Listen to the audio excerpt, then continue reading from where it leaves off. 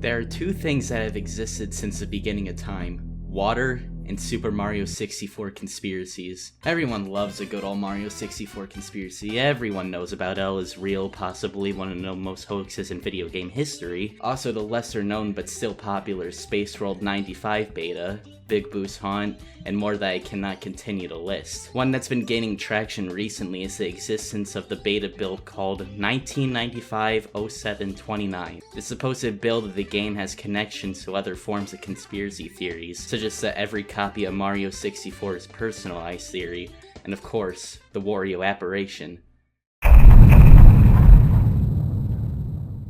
This supposed build of Mario 64 has spanned an entire playlist of videos on YouTube documenting the findings of this build.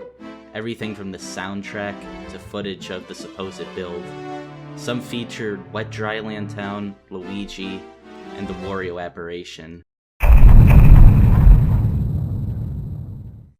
Chances are, if you're watching this, you've seen this image. Now what is it exactly?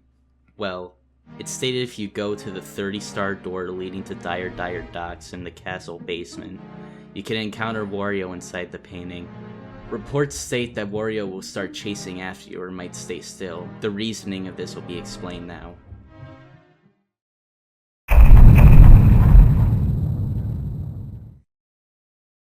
Every copy of Mario 64 is personalized.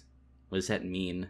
It's said that Nintendo was using a very advanced technology on Super Mario 64 that would be personalized to the player's personal ones. The Wario Apparition supposedly shows up from these ones. So now that we got the basis down for what this build of the game entails, what exactly is the 1995-07-29 build? The 1995-07-29 build is an anomalous and mysterious build of the game. It dates back even before the Ultra 64, the only known prototype of the Nintendo 64 out there. It's likely that the 1995-07-29 build wasn't even related to Mario at all or created by Nintendo. Instead, it was created by an unknown Japanese organization that produced the technology responsible for Super Mario 64's ability to personalize itself to the player's likeness. This build would then be sold to Nintendo and reworked into Super Mario 64. This build allegedly has intense bug texture issues, which causes the textures to change colors rapidly and induce seizures within the playtesters. It's rumored that these playtesters would go on to experience horrific and nightmarish hallucinations, which seem to be the origins of some of Super Mario 64's most horrific anomalies.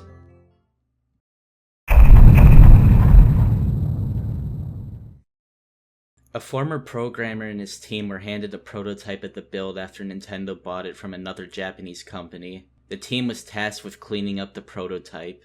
The programmer explains how this build bore no resemblance to the Mario franchise, and instead was a rather dull and desolate build. He couldn't recall what the appearance of the player character looked like, but refers to him looking rather simplistic. The castle itself, unlike the retail release, was made into one full map, meaning that all of the castle was smaller to fit the exterior of the castle. Remnants of this are actually seen within the demos of the game. Seen within showings where the rooms with the paintings are a lot smaller than the ones that are in release of the game. The programmer goes into great detail about the basement.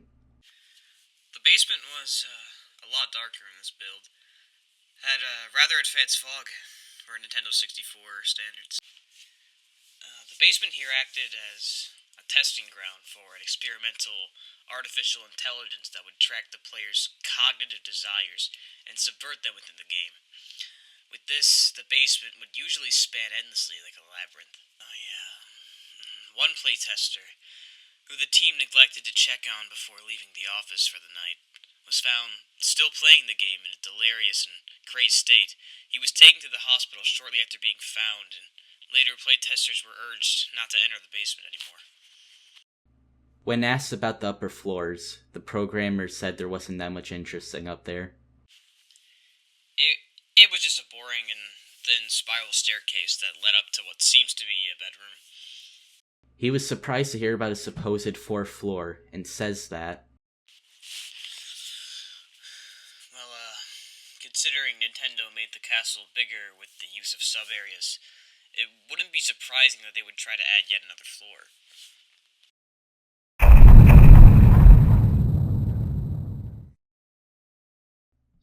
If you couldn't tell, these rumors are fake. This build of the game actually doesn't exist, and the Wario Apparition comes from an E3 Nintendo press conference segment called Focus on Fun, the original video being from 2010. Although, the build itself may be a hoax, the time some people have put into editing videos of this supposed build are really impressive and fun to watch. I recommend watching Grediam's videos of his documented findings of the build, as they are really well made and criminally underrated. I will leave a link in the description to all his videos so you can watch them for yourself and see what you think.